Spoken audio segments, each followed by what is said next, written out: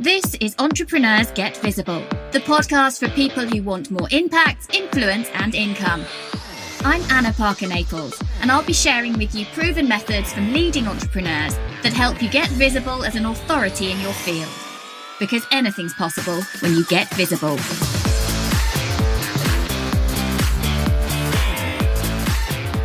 Today, we are talking all about how to improve your networking skills. Now, for a lot of people, even if you feel fairly confident, networking and knowing you're going into a room where you potentially don't know many people can have you absolutely coming out in a sweat. And I want to help you through that. So first of all, when you go networking, you've got to start with the end in mind. What do you want out of this situation? Who is it that you want to connect with? What connections do you want to have? What do you want to tell people about yourself, and to what end result? So you've got to go in knowing who you help and how you help them, and remind yourself of that right from the word go. You want to also go into that networking situation really clear on the fact that this is not just about you. The best way to get something out of networking is to really listen and engage with other people and be the one in the room who is really listening and not just looking over their shoulder to see who else there is that might be more interesting. Each person you meet, if you really engage with what they want and how you can help them, with how you can refer them on to somebody else to get them business that's going to help them grow, then over time, as you approach networking in this way, as someone who is useful, valuable, and looking to connect others, then you are going to grow that know, like, and trust factor. And as human beings, we want that power of persuasion. The psychology of persuasion is that we want to help those who have helped us. That is part of that reciprocal desire to help those who have furthered our own gain, who have given us what we want. And that's actually quite a primal thing for human beings. So if you're going into networking, instead thinking, how can I help these people? How can I be of value? It gives a very different energy to you and your interactions than how can I push my services on them? So I think the key things are making sure you have a rough idea of your pitch. And by that, I don't just mean if in this networking scenario you have to give a 1 minute or a 30-second stand up in front of the room and deliver who you are. Some networking events have that. Others don't. But you want to make sure that you are, in every situation where someone asks what you do, super clear on who you help and how you do it. And a good way to think about that is when we looked earlier in the series about how to craft your LinkedIn profile, we looked at having a sentence structure along the lines of, I help XYZ, the particular kinds of people, to achieve XYZ by XYZ. So you're giving an idea of the exactly kind of ideal client avatar. You are giving the results that you get, where you take them to, or the problem you are removing them from, and then the mechanism by which you do it. So that is, I help XYZ to achieve XYZ by XYZ. And that is, in essence, a really simple pitch. It's easy for people to understand what you do.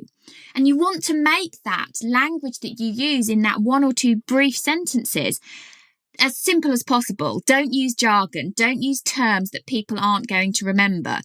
Effectively, when you're in a room where lots of people are meeting others, you want to communicate as clearly as possible. And it's the kind of language that a 5-year-old might use. So if someone else can't communicate and repeat what you're saying, if it's too wordy, if it's too jargonistic, it's not going to stick for them. There is a brilliant book actually called The Jelly Effect. I can't remember who it's called, but we'll find it on the show notes. And it is about how you make sure that you're not just flinging all your stuff at somebody and hoping that it will stick in terms of your words and everything you do.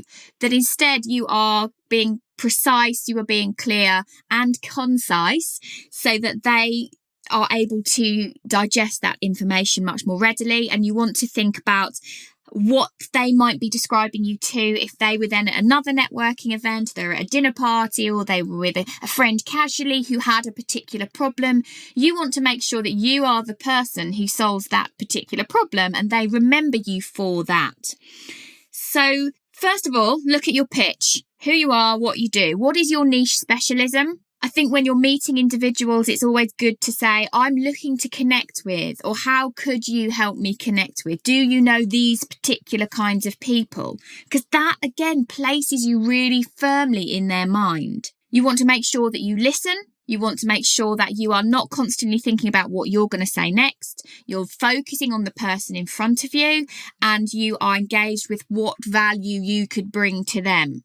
And those exchanges where we build rapport and we are really matching and mirroring and seeing the body language and actually there with that other person, we get so much more from that.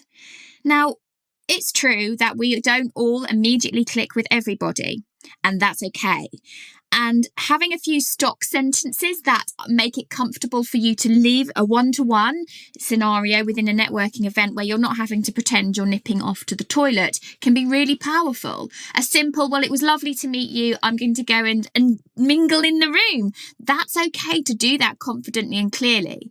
And I think planning a couple of those confident, clear lines where you're not rejecting someone else and you're not feeling that you have to stay in a conversation you don't want to be in, but that you are professional, courteous and confident about moving on. I think having a couple of those stock sentences up your sleeve is really useful. So before you go into that networking room, think about how you might leave conversations that you have got enough from with confidence and clarity. How can you be confident and clear in what you say you do? And how can you make sure you have a clear call to action about what you want, so that when you go into that room, you are super clear on the results you want and that you are there to get other people results as well.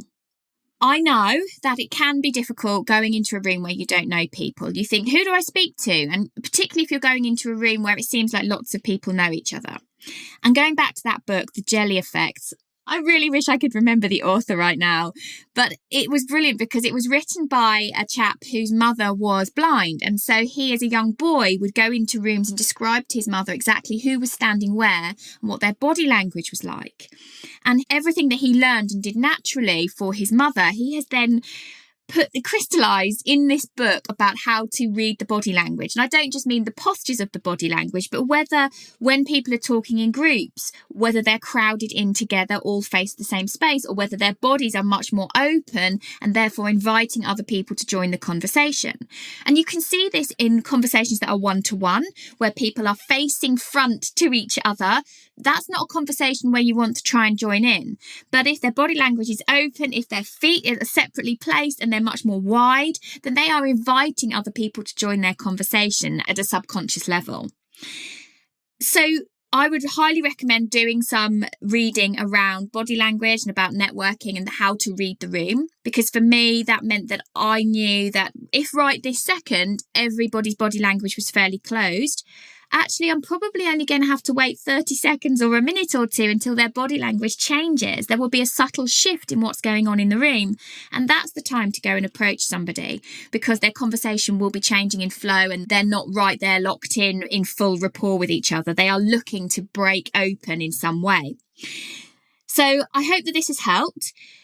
I think networking is such an important part of growing your business, and this doesn't always have to be formal networking. This can actually be who you socialise with, and that comes back to knowing who you help and how you help them, what result you get, so that people can remember you. And if you're not clear on this yourself, then do that work around what a formal pitch might be like, so that you can then bring that language into a super simple sentence or two about what you do.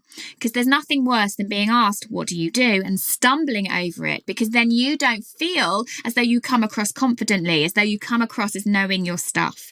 So work on this, nail it, and then you can go into any situation confidently able to put across the value that you bring and who you bring it to. Thank you for listening to Entrepreneurs Get Visible. To get your free checklist on how to raise your profile and to find out about our community, go to annaparkernaples.co.uk/get visible.